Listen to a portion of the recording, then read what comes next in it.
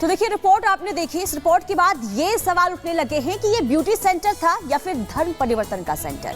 लेकिन देखिए सवाल ये कि कोई पहला मामला नहीं है। उत्तर प्रदेश में लगातार इस तरह के मामले निकलकर सामने आते हैं। देखिए 2021 से 2023 तक की बात करें तो 427 केस सामने आए हैं धर्म परिवर्तन के, और इसके साथ ही ज्यादातर केस लव जिहाद से जुड़े हुए थे। तो देखिए किस तरीके से ये मामले सामने आते हैं। धर्मांतरण कानून के तहत 833 गिरफ्तारी अब तक हो चुकी है, लेकिन फिर भी इस मामले में अंकुश नहीं लग पा रहा है। 185 मामले जबरन धर्म परिवर्तन से जुड़े इसमें निकलकर सामने आए। पीड़ितों ने कोर्ट के सामने इसका खुलासा किया, कबूल किया है किस तरीके के मामले जो हैं वो सामने आए। 2021-2023 में 65 नाबालिगों का धर्म परिवर्तन हुआ है। तो किस तरीके से देखिए भोले भाले जो बच्चे हैं उनको फंसाया जाता है। बरेली में सबसे ज्यादा मामले दर्ज हुए हैं। बरेली जो है किस तरीके से एक सेंटर एपिक जो है वो बना हुआ है धर्म परिवर्तन का। तो यूपी में धर्मांतरण गैंग की गतिविधि लगातार जारी है, गिरोह जो है वो लगातार सक्रिय है। उत्तर प्रदेश में गैर कानूनी धार्मिक रूपांतरण निषेध कानून लागू है, लेकिन इसके बावजूद भी जो गिरोह है वो बाज नहीं आ रहा है। 10 साल तक की जेल का प्रावधान भी है, लेकिन किसी को फिर भी किसी भी तरीके का खौफ नहीं है। धर्मांतरण को लेकर योगी सरकार सख्त है, लगातार इस पर निगरानी रखने की, और साथ ही साथ ये भी कहा जा रहा है कि अगर कोई भी पाया जाता है कानून में प्रावधान तो ही कार्रवाई भी की जाएगी। लेकिन इसके बावजूद भी किस तरीके से बेखौफ होकर गिरोह ये सक्रिय है ये आपने देखा।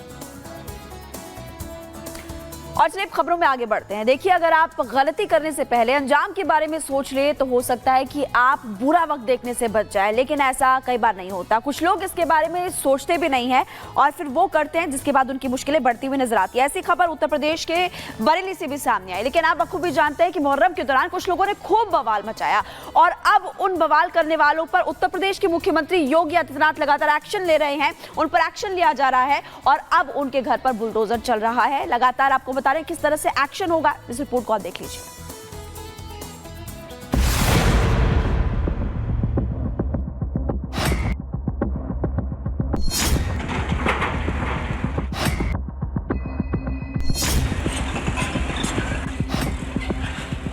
तमाम कहा सुनी हंगामे और बवाल के बाद तेजपाल जिंदगी की जंग हार गया।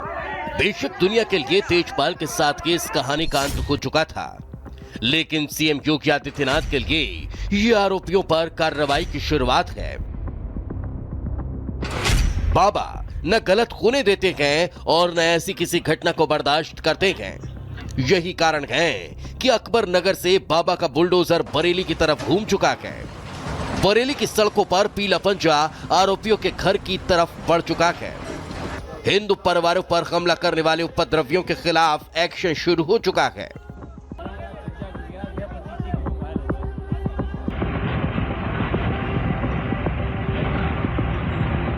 लाइन से तकरीबन 10 घर बताए जा रहे हैं जिस पर बुलडोजर कार्रवाई जो है वो की गई है। संभवतः ये उन्हीं के घर बताए जा रहे हैं जिन्होंने जो हिंसा 19 तारीख को हुई उसमें बढ़ चढ़कर आगे बढ़े हुए थे। और प्रशासन का साफ तौर पर कहना है कि ये जो घर आप देख रहे हैं जो कि अब बुलडोजर जब यहाँ पर चला तो ये घर जो है वो कहीं ना कहीं सरकारी ज़मीन पर बने हुआ। हालांकि लोगों का भी कहना है कि अगर इस तरीके से हुड़दंग होगा, इस तरीके से अगर लॉ एंड ऑर्डर पर खतरा होगा तो कहीं ना कहीं बुलडोजर कार्रवाई करना जरूरी है। हिंसा के बाद से कई लोग फरार हैं। तो आप देखेंगे आसपास के जो घर हैं उनके दरवाजे तो खुले हुए हैं, लेकिन घरों के अंदर कोई भी मौजूद नहीं है। बाबा का बुलडोजर भी एक्शन में आ गया है। कई आरोपियों के घरों पर बुलडोजर चला। मुहर्रम जुलूस के दौरान विवाद के बाद मर्डर मामले में 75 लोगों के खिलाफ केस दर्ज है। इनमें 10 आरोपियों के घरों पर बुलडोजर चला। इस कार्रवाई के पीछे की वजह है कि इनका ग्राम समाज की जमीन पर कब्जा कर घर बनाना। यूपी प्रशासन ने उपद्रवियों की 11 संपत्तियां चिन्हित की हैं। ग्राम समाज की जमीन पर अवैध कब्जे का आरोप है। कब्जा की हुई जमीन पर मस्जिद बनाने के आरोप हैं। बाकी जमीन पर पक्के मकान बनाकर कब्जा किया गया। अभी तक लगभग 35 गिरफ्तारियां की जा चुकी हैं, जिसमें से 2 गिरफ्तारियां मुठभेड़ के दौरान की गई। उस मुठभेड़ में एक व्यक्ति घायल भी हुआ था। इसके अतिरिक्त गांव में प्रशासन द्वारा ये देखा गया कि कई आरोपियों के द्वारा गांव में ग्राम समाज की जमीन पर अतिक्रमण किया गया था।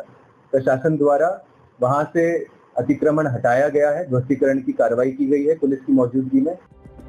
अशरफ और आसिफ के मकान मिट्टी में मिला दिए गए हैं, मिट्टी हो चुके हैं, लेकिन अभी भी तेजपाल को इंसाफ मिलना बाकी है।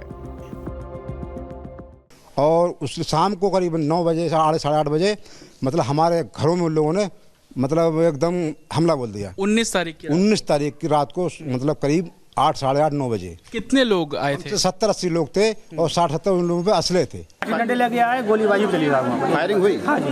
लगभग कितने राउंड फायरिंग हुई? लगभग सब 2-3 राउंड फायरिंग हुई। अच्छा। हाँ जी। तो कितने लोग घायल हुए हैं आपके पक्ष के? ये हुए लोग 6-7। मेरे भाई खेत पात पे जा रहे थे तो सभी लोगों ने घेर के मारा था। किसने? आधे मारे थे मेरे तेजपाल भाई को। घटना के बाद से ही इलाके में पुलिस की भारी तैनाती है। अब बाबा का बुलडोजर गरजने लगा है और पुलिस बाकी आरोपियों की तलाश में छापेमारी कर रही है। Bureau report, Republic Bharat. इस रिपोर्ट के जरिए आपने देखा लगातार एक्शन लिया जा रहा है और बुलडोजर कार्रवाई की जा रही है। आखिर बरेली में उस दिन क्या हुआ था ये आप देख लीजिए। 15 जुलाई को कहासुनी के बाद मामला हालांकि शांत हो गया था, लेकिन 19 जुलाई की रात 9 बजे 70 से 80 लोगों की भीड़ जुट गई और उसके बाद हिंदुओं के मकानों की टॉर्च की रोशनी में पहचान की गई। उपद्रवियों ने विरोध करने वाले मकानों को घेर लिया उस दौरान और आरोपियों ने, आपको ये भी बता दें कि मकानों पर जमकर पत्थर भी बरसाए थे। उपद्रवियों के पास हथियार थे और फायरिंग का भी आरोप लगातार लग रहा है। तेजपाल अपने परिवार के साथ घर पर मौजूद था और खाना खा रहे तेजपाल को घसीटकर वो मस्जिद ले गए। 70 से 80 लोग थे, इतनी भीड़ थी। तेजपाल को मारपीट के बाद अधमरी हालत में छोड़ा गया और उसके बाद महिलाओं के साथ भी बदसलूकी के आरोप लगातार लग रहे हैं। और ये आपको ऑलरेडी हम बता रहे हैं कि उस दिन ये सब हुआ था और उसके बाद से हम लगातार ये भी देख रहे हैं कि एक्शन मोड में इस वक्त उत्तर प्रदेश के मुख्यमंत्री योगी आदित्यनाथ की सरकार फिलहाल नजर आ रही है। और अब आगे बढ़ते हैं और आपको बताएंगे कि आखिर पश्चिम बंगाल की मुख्यमंत्री ममता बनर्जी हर बार अपने अधिकार क्षेत्र से आगे बढ़ जाती है। इसको लेकर के केंद्र भी चेतावनी देता है। इस पर और ज्यादा जानकारी। तो देखिए, ममता बनर्जी जो हर बार ऐसे बयान दे जाती हैं जिसे लेकर बार बार केंद्र सरकार की तरफ से उन्हें चेताया जाता है, लेकिन इसके बावजूद भी ममता बनर्जी जो है वो किसी की नहीं सुनती हैं। देखिए, बीते कई दिनों से पश्चिम बंगाल में जो उन्होंने बयान दिया उसे लेकर लगातार देखिए बयानबाजी तो हो रही है, लेकिन बांग्लादेश में जो हिंसा हुई है उसे लेकर ममता बनर्जी ने बयान दिया था और ये कहा था कि उस हिंसा से बचकर जो पश्चिम बंगाल आएगा उनके लिए दरवाजे जो है पश्चिम बंगाल में हमेशा खुले रहेंगे। अब इसी बयान के बाद ढाका से ममता बनर्जी के लिए एक पैगाम आया है। आखिर वो पैगाम क्या है, रिपोर्ट के जरिए दिखाते हैं।